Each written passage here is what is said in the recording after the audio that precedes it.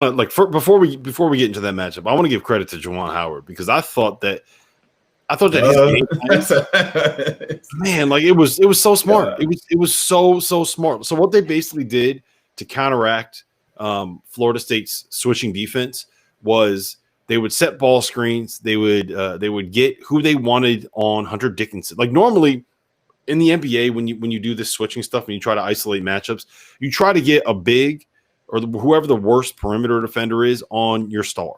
So it's like that you want some bum guarding James Harden, right? You want you want to switch until you got Steph Curry guarding Kevin Durant, something like that, right?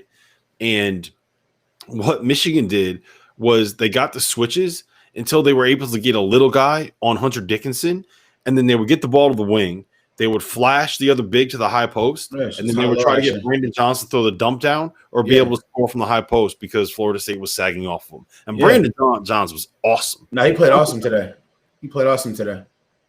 I thought that was a really, really sharp game plan to counteract the switching defense that they were going to throw at him. I saw a stat. So how about this? Michigan made 18 shots, 18 field goals in the second half, right? 17 of them came in the paint, and 14 of them were dunks or layups. Like that's how you know you got a team's number. That's how you know you kicked the team's ass. That's how you counter everything is dunks and layups. That's how you counter skilled basketball, and especially with a team that switches. Like that's what I said last night. It kills me when I watch college basketball and teams fall in love with just running the offense rather than when you get a mismatch, offense is done. There's nothing to run anymore. You've got the mismatch. And you brought up like, switching and guards getting mismatches. Well, I mean, if it depends on who the better player is. So, for example, this is no knock to Mike Smith, but if Mike Smith is, if he's Davion Mitchell or one of the guys from Baylor, and they have a big guarding him, and he has the advantage, he would take the mismatch. But in this situation with Michigan, we're talking about in comparison to Mike Smith and Hunter Dickinson. Obviously, we're going to go big. They're going to go to their big. Like they switch too much. These are the problems that we had when I was in college, where most of our team was about like 6'7", and we switched all the time.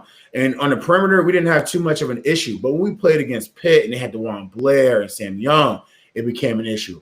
Or when we played against Syracuse and they had Rick Jackson and those guys in the post and Anuaku, it became an issue because then they get the high-low and they seal and they just wait and they walk you up the line and they seal. So it's cool to be able to have these guys that can switch and it makes your team versatile. But if you play against a team with a good big man and somebody that can get him the ball like Franz and like Johns did today, it's a moot point that you have this team that's so versatile defensively who can switch all these things, because now you got your shot blocker away from the basket and you have smaller guys down there. And now you have to make up for that by doubling. And now they can reverse the ball and get shots that they want to get, or just, catch and wait and catch and shoot shots. Like it just, I saw it yesterday and I was like, I hope that they have this game plan to switch everything, because it would literally show what Juwan Howard is really doing. Like if he's going to go to the common sense thing, which is, all right, plays over, bury him down there and get an easy basket, or are we just going to run offensive sets because I want to see my plays? Like it's an ego thing almost in a sense.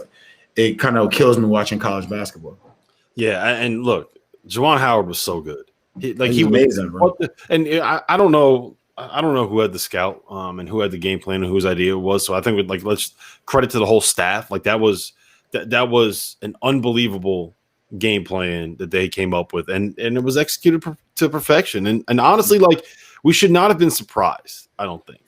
And so look at I think where I went wrong in thinking that Florida State would go out and get that win is that Michigan had a full week to prepare, right? And they know that they don't have Isaiah Livers. Like that's not a secret.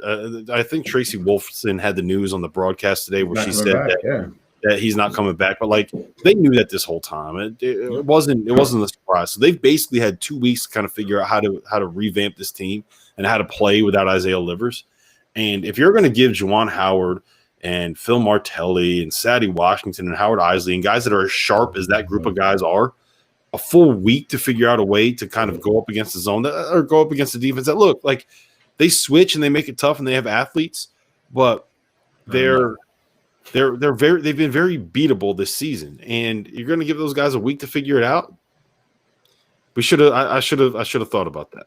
I'm not gonna lie to you. I just feel like when you have a team that switches every position, and regardless if they're really big or they're not, like they're all the same size. It doesn't matter if it was, no disrespect to Arkansas or anybody like that, have guys around the same height.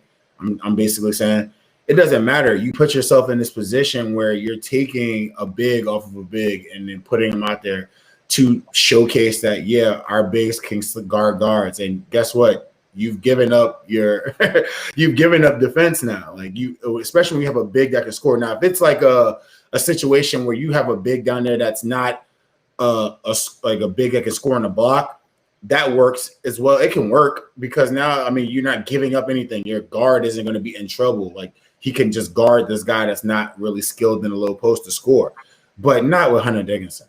Like he scored the basketball in the post with Luka Garza on him. He scored the basketball in the post with other bigs. And it's no disrespect to Florida State and their bigs. It's just more or less he's scored the ball with bigger and better bigs. So he won't do that to their guards. Like it was just more or less at the end of the day, if they were going to continue to switch, it just wasn't going to work out for Florida State at all. I kind of saw this happening last night, and I couldn't foresee Florida State beating them. Yeah, the counter that was really smart was just the way that he took the pressure off the guards. Because my concern was like, how is Mike Smith going to get in a position where he can actually throw that entry pass when he's got Scotty Barnes just draped all over him, right? Mm-hmm. And the counter was like just incredibly simple. It was like, okay, well, what we'll do is we'll just flash Brandon Johns to the high post, and we'll let Brandon Johns be the guy that makes that decision and makes that pass. So, I mean, yeah, it was really, really good. And they were perfect able to guard, and like Florida State, they didn't get any favors done for them with the foul trouble that they got put in. Yeah, I think that was it. The mistake that I think Ham made was benching his guys with 2 fouls right away. I don't think that you can do that. I think that you need to play your vets through 2 fouls, man. They can play through 2 fouls. The Raekwon Gray, who by the way might have the hardest name to say without like stuttering over yourself. Raekwon Gray, he's a veteran, man. Like he knows how to play without getting a foul. What are you laughing at? I'm laughing at you trying to say Raekwon Gray. It's hard, right? Raekwon Gray. Man, listen, I agree with you. I thought he should have stayed on the floor a little bit longer. Anytime he caught the damn basketball, like not anytime, excuse me, because that's false. But for the most part, when he got a decent opportunity to attack, it was nothing anyone could do with him. Like Franz had even a harder time like standing for him. He's big as hell, man. He's strong as hell. He's mobile. So like he's a talented player. He's a pro, I think so as well. So, but I kind of feel like the way everything Michigan did today, man, offensively and defensively, they were phenomenal. And it just proves my point early in the season when I say, like, I look at all the teams, like Gonzaga is absolutely amazing offensively, solid defensive team, but like because they all know what they can do, like, and they know who can't do things, so they do a good job of helping each other with those weaknesses. Like Gonzaga is great, but offensively they're absolute juggernaut. Freaking Baylor, defensive juggernaut, who is an amazing 3-point shooting team at times, but mainly a defensive juggernaut. Like Michigan is in a place on their own on that side, like on the side, still up there, but like to the side where they just do a little bit of everything well, and they're a great team. Like they're a very good team. Like Mike Smith played great today, and he didn't like just do whatever he wanted and just dominate or anything like that, but he controlled the pace of the game. He put people in the right spots. He knew obviously the game plan is to make them switch.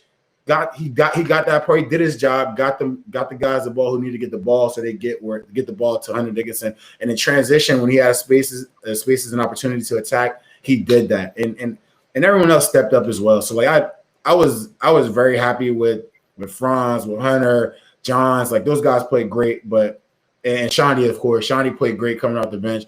But like I was pretty happy with how Mike controlled the game a little bit. Yeah, and it wasn't because he wasn't a liability as much as like I heard he was going to be. Yeah, and it wasn't just him.